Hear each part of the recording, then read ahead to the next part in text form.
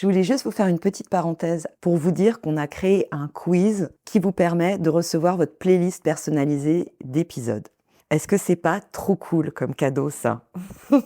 Blague à part, on a créé plus d'une centaine d'épisodes, écrit des dizaines de newsletters, et en fait, on se demandait aussi comment mieux répondre à vos besoins.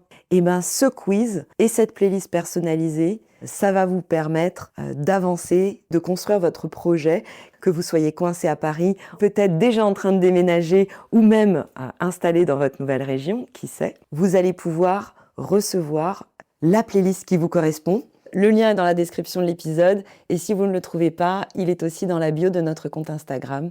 Bonne écoute! Je raccroche l'entretien et là tout de suite j'appelle Alexis, je lui dis écoute, je pense qu'il va quand même falloir qu'on regarde où c'est Vesoul sur une carte parce que c'est pas pour me lancer des fleurs mais je pense qu'ils vont me prendre. Bonjour à toutes et à tous, on est vraiment ravis avec Anna de vous retrouver pour un nouvel épisode de Ciao Paris, le podcast qui booste votre changement de ville et de vie. Je m'appelle Valérie Bohin et j'ai créé le podcast en 2020 pour m'aider à déménager. Depuis, je vis près de Toulouse et je peux vraiment dire merci Ciao Paris. Je suis Anna Naoum, j'ai enfin déménagé au Pays Basque. Et c'est vraiment grâce aux rencontres étonnantes, émouvantes et utiles qu'on partage avec vous un jeudi sur deux. Pour être sûr de recevoir les prochains épisodes, abonnez-vous à Ciao Paris sur votre plateforme d'écoute. Et pour encore plus de ressources et de conseils, inscrivez-vous à notre newsletter ensoleillée. Oui, on sait Valérie, le lien est dans la description de l'épisode. Mais oui, tout à fait Anna. 1, 2, 3...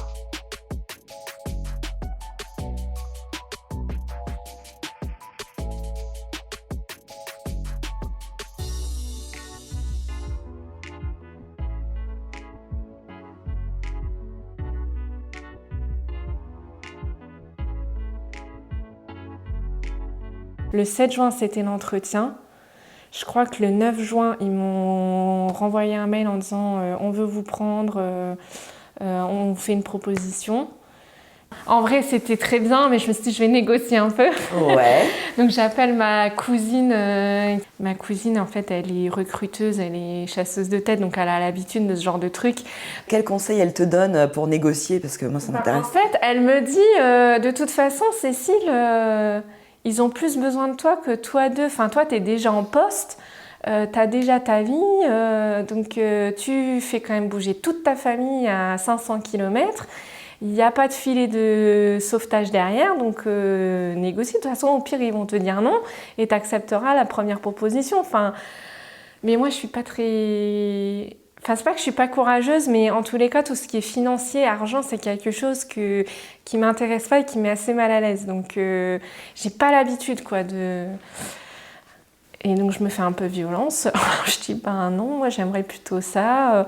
Tu peux dire combien tu gagnais à l'époque à Beauvais et puis ce que tu À demandes? l'époque, à Beauvais, je gagnais 45 000 € bruts par an. J'arrive à négocier à avoir 62 000 € bruts. Et je crois qu'il m'avait proposé 58 000 ou un truc comme ça, donc j'ai négocié 4 000 de plus. Donc voilà. Mais déjà, le fait en déménageant, déjà, t'allais mieux gagner ta vie? Ça t'a surprise? Ben, en fait, déjà, je trouve qu'on vit quand même dans une époque où pour avoir des gros gaps de salaire, il faut partir. Parce que les entreprises, elles ne sont pas capables d'augmenter leurs collaborateurs en place. C'est malheureux, mais voilà. En fait, ce qui m'a surpris, c'est que ce soit pour une ville de province comme ça, un salaire pareil, alors qu'en région parisienne, en fait, on est plutôt en dessous. Mais finalement, après, j'y ai réfléchi, je me suis dit, mais ils ont... Enfin, la Haute-Saône, c'est quand même pas très peuplé. Il n'y a pas beaucoup de cadres qui viennent. Donc, quand il y a un profil particulier, et c'est ce que je te disais au début, là, un responsable RSE avec de l'expérience, c'est à moins que la personne elle vienne, il n'y en a pas en local. Donc, en fait, ouais, je pense qu'ils sont un peu obligés de jouer sur l'attractivité salariale. Ouais, mais c'est vrai que du coup, quand tu as un profil un peu profil professionnel un peu spécifique, Enfin, en tout cas, quand tu as une spécialité professionnelle, effectivement, c'est quelque chose que tu peux faire valoir. Oui. Alors, il faut tomber aussi sur des entreprises un peu d'une certaine taille, capables aussi d'assumer voilà, des salaires plus importants. Mais il y en a plein des grandes boîtes autour de Vesoul et en région Bourgogne-Franche-Comté. Oui. C'est un territoire d'industrie. Oui. Donc, effectivement, il y a beaucoup de grosses entreprises et possiblement sur des profils spécifiques.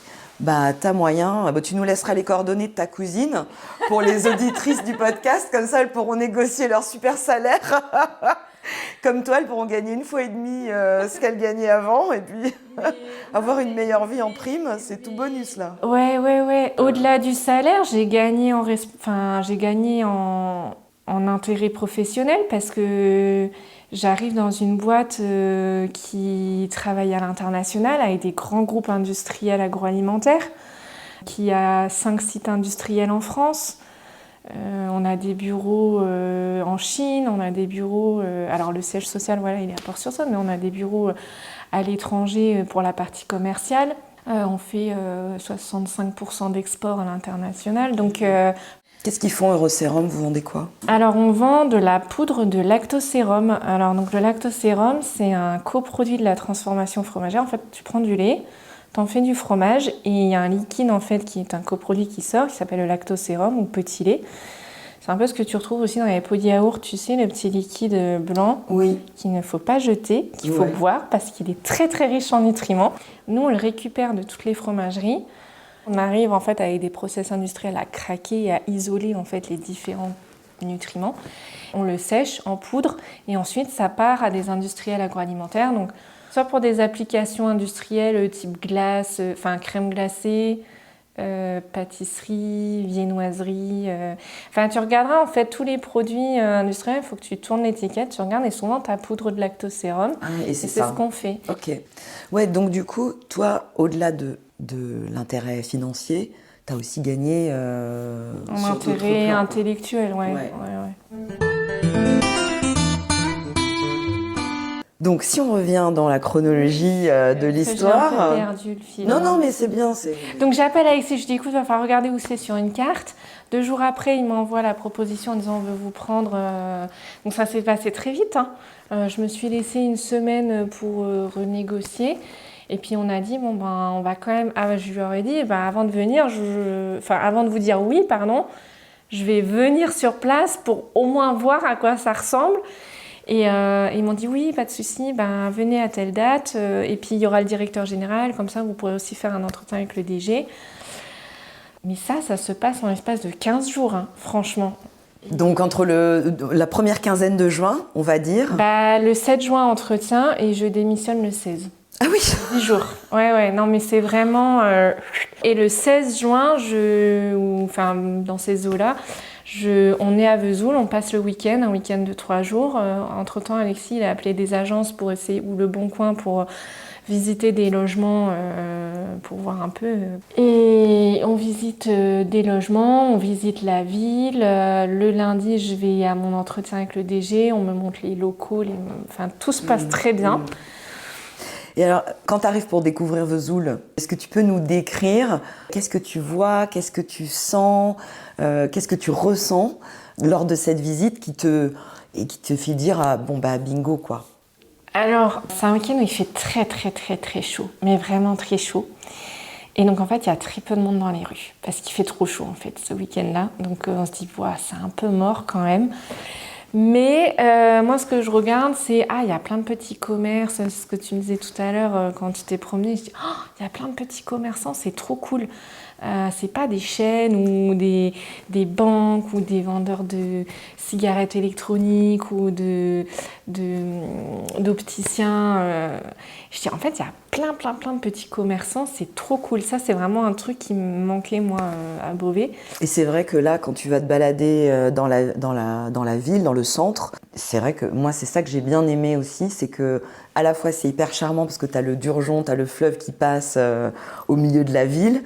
Et donc moi, dès qu'il y a de l'eau, j'adore. Mais aussi, tu sens que c'est un centre-ville sympa parce que tu as une vraie grande librairie indépendante. Enfin, tu as énormément de commerces indépendants, des fringues, des fleuristes, des chocolatiers. un chocolatier, un libraire. Enfin, c'est très varié. Tu as une vraie diversité de commerces et c'est des indépendants. Et ça fait du bien.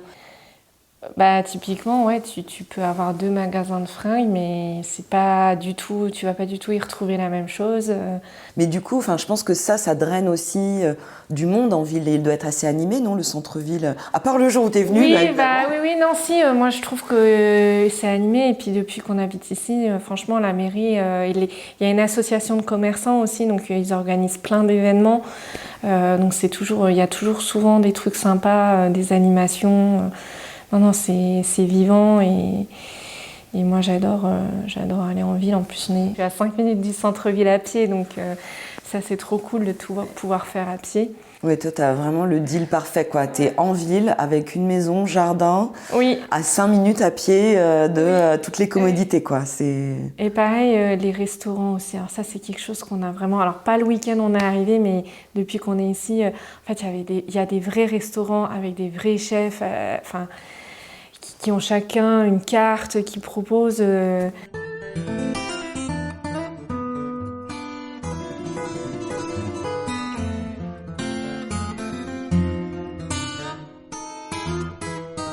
Alors moi, ce qui me frappe, le premier truc, parce que le tout premier truc qu'on fait en arrivant à Vesoul, après les 4 heures, 5 heures de route, c'est de visiter un premier logement qu'on a vu sur le Bon Coin. Ah oui, direct avant de visiter la ville. Et en fait, c'était le programme. En fait, on n'avait pas le choix. Elle nous a dit rendez-vous à 11h. Du coup, on était partis le matin et voilà. Et en fait, on trouve pas de logement, mais on voit qu'il y en a quand même. Ouais. On n'a pas de coup de cœur, mais on se dit il y a quand même des choses, donc on va trouver. C'est pas quelque chose qui nous inquiète plus que ça. Pour ce week-end-là, on a réservé un mobil-home au camping du lac de Vèvres, donc qui est juste à côté. Et là, on fait un grand tour du plan d'eau, donc du lac. Donc déjà, on se dit c'est super. À Beauvais aussi, il y avait un plan d'eau, mais beaucoup plus petit. Et là, on se dit on retrouve quand même des éléments qu'on aimait bien à Beauvais qu'on retrouve ici. Donc ça nous rassure. Donc en fait, ce qu'on se dit à ce moment-là avec Alexis, c'est une ville qui nous correspond parce que c'est une ville à taille humaine. Il y a tout ce qu'il faut. Elle a tout ce qu'il faut en fait, cette ville. Elle a ce dont nous on a besoin, ce qu'on recherche. Et du coup... Donc quand vous rentrez dans la voiture, vous vous dites go quoi.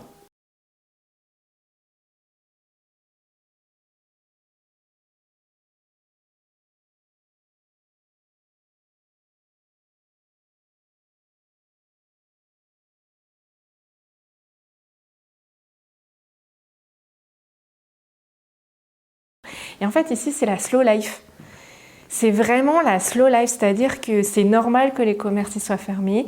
C'est normal de finir à 17h30 le boulot. Alors qu'à Paris, ou même dans des grandes villes, aucun commerce fermerait, où il y a des horaires à rallonge.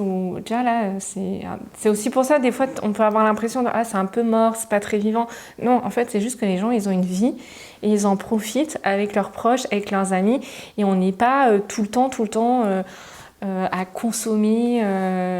Voilà. Donc ça, c'est vraiment, vraiment chouette. Donc le dimanche, on se dit qu'est-ce qu'on va faire, parce qu'en fait pas de visite avec l'agent immobilier, les commerces sont fermés. Mon entretien c'était le lendemain avec Rosserum. Donc on se dit on va se promener tranquillement, et puis donc comme on est catholique, on va à la messe le dimanche. Donc j'avais dit tiens, il y a une messe à l'église Saint-Georges à 10h30, on va y aller, on va bien voir. Et alors là c'est pareil, moi ça a été on arrive. Il y a des familles entières avec des enfants, des jeunes, des vieux, l'église bondée, une messe hyper dynamique, pas les messes où... Donc vraiment, tu te dis mais c'est super, il y a une vraie communauté en local où il y a des familles quoi, il y a des jeunes, c'est pas que des vieux quoi. Donc c'est important quand tu arrives quelque part, d'identifier aussi des gens qui ont ton âge, grosso modo, ou des intérêts communs, et avec qui tu vas pouvoir partager des choses. Quelque part, de retrouver un peu ta communauté, quelle qu'elle soit. Tu vois, tu te dis, ok, bon, il y a des gens qui me ressemblent un peu quand même, et donc tu sens tout de suite des accointances, et voilà, donc c'est super important, bien sûr. Et en fait, là, moi, le moment, enfin après Alexis, je sais pas, mais moi, le moment où j'ai su que, ok, tout va bien se passer et c'est la bonne décision et on n'est pas en train de faire une connerie, c'est à la fin de la messe. Et alors ça, oui, Sylvie, si tu m'écoutes, je te remercierai jamais assez. On t'envoie des cœurs, Sylvie. Ouais, non, mais en fait, à la fin de la messe, donc l'église se vide et là, il y a une petite bonne femme qui est avec son t-shirt rouge, ses lunettes rouges, et un petit pins équipe d'accueil. Et donc je m'approche tout timidement, je lui dis bonjour, voilà, je me présente, Cécile et Alexis, on habite dans l'Oise, mais on va probablement arriver à Vesoul à la rentrée de septembre, on est là pour le week-end pour... Ah écoute, alors Sylvie c'est un soleil, et alors, elle a souri et mais bienvenue, et puis elle nous prend dans ses bras, mais c'est génial, on est trop contents d'avoir des jeunes qui arrivent, oh là là, et puis alors vous avez des enfants, des garçons, ils ont quel âge, ils vont à quelle école, nanani, nanana. Alors vraiment, mais je vais pas dire comme une maman, mais comme une marraine, tu vois, enfin, et puis donne-moi ton numéro, comme ça je vais t'envoyer toutes mes bonnes astuces, mes bonnes adresses, tu m'appelles si t'as besoin, et puis si vous avez besoin pour le déménagement, enfin. Et en fait, moi, c'est à ce moment-là que j'ai compris que, ok, en fait, tout va bien se passer. Et on est tombé dans une bonne ville. Les gens sont adorables ici. Et ça s'est vraiment confirmé depuis 2 ans et demi qu'on est là. Les gens ici sont d'une gentillesse, mais vraiment. Et je pense que moi-même, je suis devenue une meilleure personne en fait au contact de ces gens. Parce que la gentillesse, c'est contagieux. C'est comme le déclic de la tête à claque qui me dit il faut partir. Là, c'est le déclic de... c'est la bonne décision et ça va bien se passer. Tu vois, c'est un truc que tu ressens au fond de toi.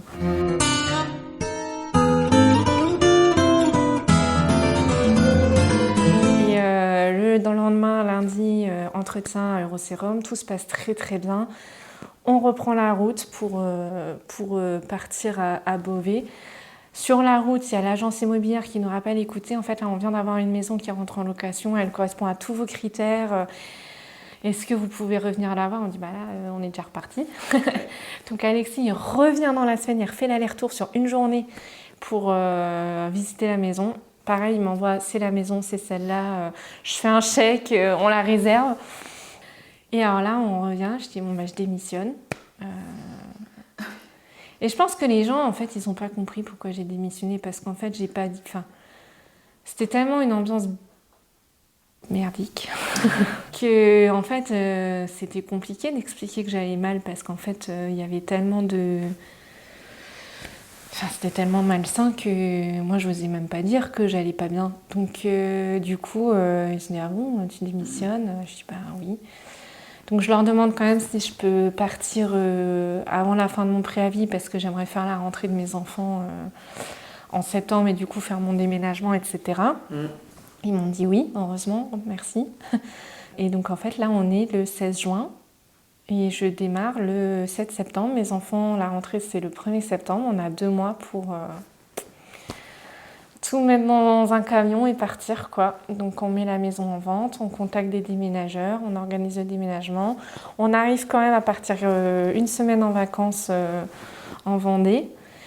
Et moi, j'arrive le 15 août, le 16 du coup, le 16 août, avec le camion de déménagement. La maison, c'est la première fois que je la vois. Et puis les garçons arrivent 15 jours après ou une semaine après, je ne sais plus trop. Et les enfants, à quel moment tu leur annonces le projet de déménagement et comment ils réagissent ? Alors, on leur annonce tout de suite. C'est-à-dire qu'une fois que la décision elle est prise, que j'ai démissionné, on leur dit tout de suite, on ne va pas commencer à leur mentir, parce que de toute façon, avec Alexis, on en parle tout le temps. Tout le temps, ça occupe nos discussions, ça occupe nos discussions. Siméon, il est tout petit. Et franchement, on lui dit, mais je pense qu'il ne comprend pas du tout. À 2 ans, tu ne peux pas imaginer, concevoir. Et Gabriel, en fait, il est plutôt content. Ouais. Il est un peu triste, évidemment, de quitter ses copains, Et ce qui est bien en fait à ce moment-là, ce qu'on s'est dit aussi avec Alexis, c'est le bon moment de le faire parce qu'en fait, à la rentrée de septembre 2023, Siméon, il rentre en petite section et Gabriel rentre en 6e. Donc de toute manière, en fait, il y a comme un changement assez important dans leur scolarité à tous les deux, puisque c'est un changement d'établissement. Et on s'est dit, en fait, il vaut mieux le faire à ce moment-là plutôt qu'en cours de cycle. Ça tombait bien. Donc ça a tombé très bien. Enfin, vraiment, quand je te dis que toutes les planètes s'alignaient, quoi.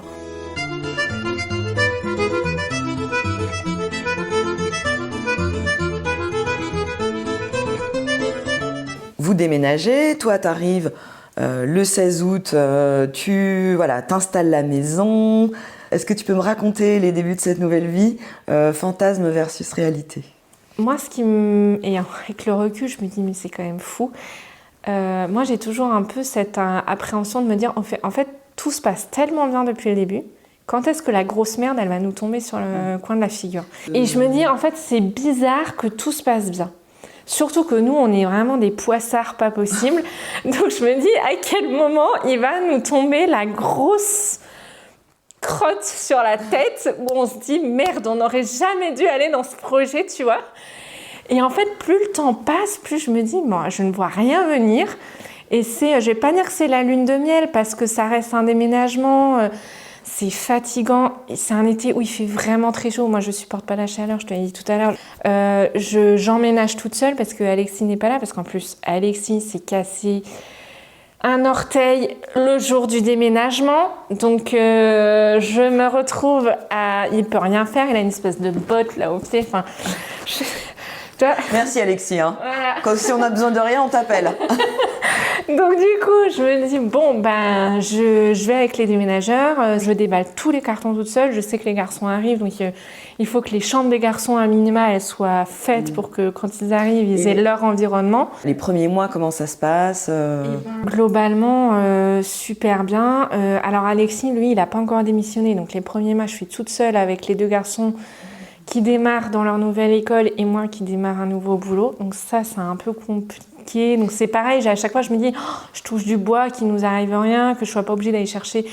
Évidemment, il faut que j'aille chercher un môme qui est malade à l'école en plein milieu de la journée. Donc tu es en période d'essai, tu dis, ouais, je suis désolée, il faut que je parte. Mon fils, il est tombé dans l'escalier, il faut que je l'amène aux urgences, il s'est tordu le bras ou je sais pas quoi, enfin un truc de ce genre, je sais plus trop ce que c'était, mais... Bon, t'as toujours un peu peur. Et en fait, les gens, ils sont super bienveillants. Ils disent, oui, vas-y, pas de souci, t'inquiète pas. Et puis, très humain. Très humain, très humain. Siméon est hospitalisé pas longtemps après que je démarre mon boulot. Donc Alexis revient quand même pour l'hospitalisation, mais pareil, très compréhensif à mon boulot. Parce que c'est ça aussi que j'ai constaté ici. C'est qu'il y a beaucoup de gens qui sont dans le même cas de figure que nous, en fait, qui viennent pour le travail et qui, du coup, n'ont pas de relais familiaux en local.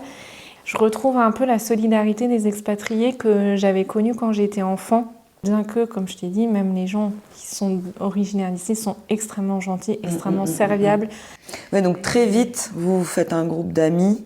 Ouais, de connaissances, oui, parce qu'au début, c'est pas encore des amis, mais en tous les cas, de personnes sur qui je sais que je peux compter.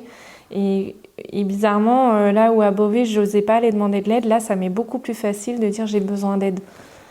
Et les gens me disent oui. Enfin, bien sûr que les gens disent oui. Enfin, on est bête de ne pas demander de l'aide aux gens. Ouais, donc en fait, c'est aussi toi qui as changé. Oui, complètement. En arrivant ici. Oui. Ça t'a fait bouger quelque part intérieurement. Oui. Et qu'est-ce que ça a changé en toi alors, ce déménagement ? Le déménagement et puis tout ce qui a conduit à ce déménagement, ça m'a appris à savoir dire non, à savoir ce que je veux, à dire ça oui, ça non. Et ça, j'accepte plus. Ça, j'accepte plus. Là, t'as dépassé une limite, mais que ce soit au niveau professionnel ou au niveau personnel, tu vois, avec mes parents, ça, en fait, j'accepte plus. C'est plus acceptable. C'est pas parce que je suis votre fille que j'accepte. En fait, moi, je suis grande, je suis mariée, j'ai ma famille et vous n'avez pas à me dire ou à faire ce que vous faites, en fait. Et pareil au niveau professionnel, en fait, d'avoir eu... je souhaite à personne de faire des burn-out, mais maintenant, en fait, tu sais reconnaître les signes. Tu dis, non, là, stop, en fait, là, il y a une ligne rouge, on ne la franchit pas. À mieux te protéger. À mieux me protéger. Et moi, toute cette histoire... Je sais pas trop comment le dire, enfin, ça va paraître un peu cucu, mais C'est aussi pour moi une preuve d'amour parce qu'on a sauvé notre couple. C'était soit on partait, soit on divorçait en fait. On a sauvé notre couple, on a sauvé notre famille, on s'est sauvé nous-mêmes. On s'est retrouvés avec Alexis parce qu'en fait, quand tu pars comme ça, t'as que ton mari ou ta femme sur qui compter. Tu peux pas compter sur les autres. Enfin, t'es dans la galère, y a personne. Bon, à part voilà, quand tu commences à connaître les gens, tu dis est-ce que vous pouvez me filer un coup de main, mais il n'y a que nous deux et donc en fait, là tu recommences à faire équipe. Tu recommences Moi, je ne remercierai jamais assez Alexis parce que moi je dis Alexis, il est hyper féministe. Parce qu'il n'y a pas beaucoup d'hommes, je pense, qui auraient suivi leur femme pour la carrière de leur femme, pour un meilleur salaire. Enfin, je gagne plus que mon mari et lui, il le vit très bien et il est fier de moi en fait. Il me dit, je suis fière de toi. Et c'est lui qui m'a dit, des fois, quand j'ose pas, il me dit, mais vas-y. Et tu vois, quand je dis, mais est-ce qu'on n'est pas en train de faire une connerie? Mais non, on n'est pas en train de faire une connerie. Tu vas monter en responsabilité, tu vas monter en salaire. Mais vas-y, fonce. Oui, t'as poussé Alors que lui-même, il a dégradé son salaire en venant ici. Parce que lui, pour le coup, il avait un bon salaire dans l'Oise et là, il a un peu perdu quand même. Donc, je pense qu'aujourd'hui, même en 2026, c'est loin d'être le cas de tous les couples. Donc il vous rejoint, il finit par vous rejoindre, il finit par démissionner et vous rejoindre. Au bout de combien de temps? Il arrive en octobre, je crois, si je ne dis pas de bêtises. En fait, il est super content du projet, parce que lui, on déménage, on recommence ailleurs, ça le branche vraiment. Il est trop fier de moi, il m'encourage, mais quand même, lui, ça lui coûte parce qu'il se dit, en fait, je vais retourner en banque. Parce que c'est le seul moyen de vous rejoindre et qu'on ait quand même le deuxième salaire, quoi. Donc il retrouve en banque ici. Franchement, je crois qu'il n'a même pas fini sa période d'essai parce que vraiment ça n'allait pas quoi. Et là, c'était plus pour lui. Non, c'était plus pour lui. Et là, à Vesoul, en même temps, il y a un centre de contact des finances publiques qui ouvre au même moment et qui lance une grande campagne de recrutement. Il n'y a pas besoin en fait d'être dans les finances publiques. Ils recrutent tout profil parce qu'ils forment en fait les gens qui arrivent. Donc ils se lancent là-dedans. Comme lui, tout ce qui est fiscalité, ça le branche quand même, ça l'intéresse. Je dis, mais toi, franchement, t'as vraiment des métiers, des choix de métiers que tout le monde déteste. Le banquier, le gars des impôts. Je dis, mais... Alors, au niveau personnel, c'est super pratique parce qu'il gère tout ce qui est assurance, impôts, machin. Oui, puis il a toutes les astuces et tout ça. Exactement. Mais franchement...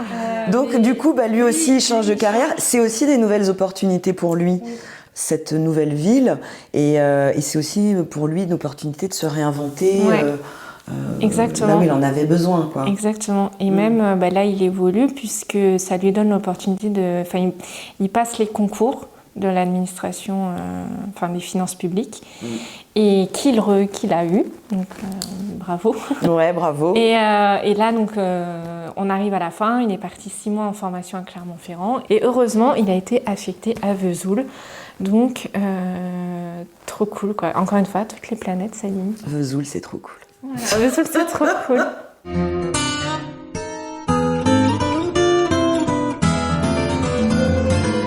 Depuis combien de temps t'es installée? Et voilà, quel bilan tu fais pour toi, ta famille aussi, les enfants Donc ça fait 2 ans et demi qu'on est à Vesoul, 1 an et demi qu'on est dans notre maison là. Parce que, du coup, entre-temps, on refait un déménagement parce qu'on achète. Le bilan, je regrette pas une seule seconde. Enfin, nous ne regrettons pas une seule seconde. Vesoul, c'est vraiment une ville... c'est une ville où je suis heureuse de faire grandir mes enfants. Les gens sont, encore une fois, d'une gentillesse. Et je pense qu'en plus, en ce moment, avec tout ce qu'on entend dans l'actualité, tout ce qui se trame, tout ce qui se prépare, je pense qu'on est vraiment au meilleur endroit, c'est-à-dire avec des gens sur qui on peut compter, où on peut s'entraider. Et ça, je pense que c'est hyper précieux. Toi, professionnellement? Professionnellement, en ce moment où on se parle, j'ai eu encore une promotion, donc je suis contente. Je suis contente. Tu vois, je ne savais pas. Voilà, mais c'est pour ça aussi, je me dis, c'est une bonne boîte, parce que voilà, ça fait 2 ans et demi que je suis dans cette boîte. on me reconnaît à ma juste valeur, on me fait évoluer sur des postes plus importants, je renégocie encore mon salaire. Mais du coup, ouais, en fait, on regarde pas. Alors évidemment, il y a tous les aléas de la vie, enfin le quotidien qui parfois est un peu... Mais rien de... Pas de gros nuages noirs. J'ai repris contact avec mes parents aussi. Ça m'a permis de renouer de manière beaucoup plus saine avec mes parents. La distance géographique, ça aide quand même. Ça permet en fait de mettre des barrières... En fait, la barrière géographique est aussi une barrière émotionnelle et psychologique, mentale. Voilà.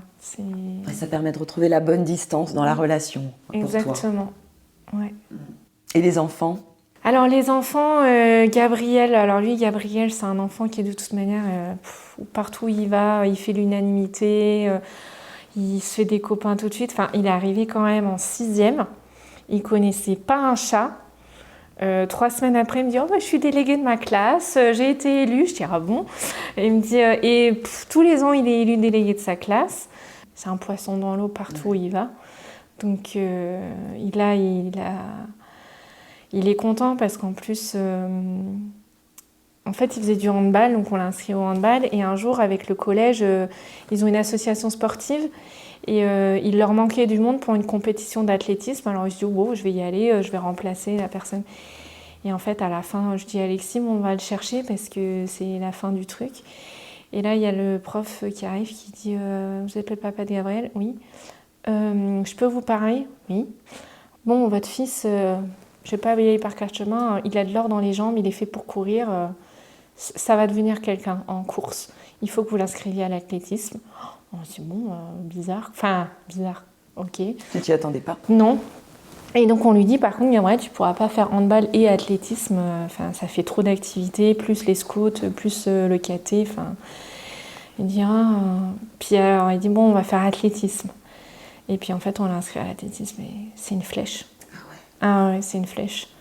Donc là, il est très coaché pour courir. Trop bien. Ouais. De Vesoul à Los Angeles, il n'y a qu'un pas, non? Bah oui, carrément.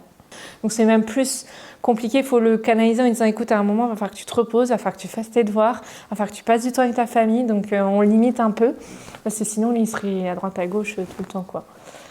Et ouais, il part avec ses copains sur la voie verte. Il me dit, oh, c'est pareil, ici, tu vois, je dis à Gabriel, ben oui, tu pars avec tes copains, tu reviens dans 2-3 heures, et puis ils prennent leur vélo, ils vont se promener, se balader dans la nature. Enfin, ça, c'est cool, quoi. Mais bon, voilà, bref, Gabriel, il est ravi ici, il est trop content, et Simeon aussi, il est trop content. Il est dans une toute petite école, il n'y a que 2 classes, c'est trop bien. C'est loin d'ici? Ah bah non, c'est de l'autre côté de là, on est là, c'est à 3 minutes à pied. Mais et donc tout est vraiment à côté, tu peux tout faire à pied en fait, oui, toi. Tout. Bah, sauf le boulot, parce que du coup, c'est à Port, donc là, j'ai 15 minutes en voiture, mais 15 minutes, c'est rien du tout. Et c'est pareil, en fait, nous, on appartient, donc Eurosérum appartient au groupe Sodial, et donc le siège est à Paris, et des fois, quand on a des gens du siège social qui viennent à Port-sur-Saône, ils n'en reviennent pas, quoi. Des fois, il y a des Parisiens, ils disent « Ah, mais on peut faire autant de temps de route sans voir une maison ?» Ben oui, oui, on fait de la route, on voit des vaches, on voit des moutons, donc c'est assez rigolo.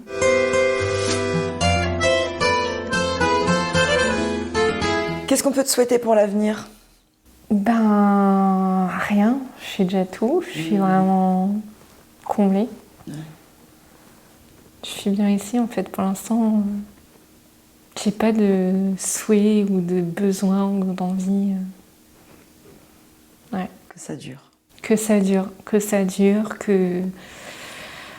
Ouais, que ça dure. Et alors, il y a une question que je pose à tous les invités. Moi, je dis ciao Paris, et toi, tu dis quoi? Moi, je dis ciao les poids morts. Les poids morts, les trucs, les espèces de boulets qu'on se traîne aux pieds, dont on n'arrive pas à se défaire, les relations toxiques, les peurs, j'y arriverai pas, je ferai pas assez bien, je vais jamais y arriver, j'ai pas les capacités ou les compétences pour... non, faut arrêter d'avoir peur, faut arrêter de se laisser marcher sur les pieds et il faut vivre sa vie, on n'en a qu'une. Et il faut savoir ce qui est important, et moi ce qui est important c'est mon mari et mes 2 enfants.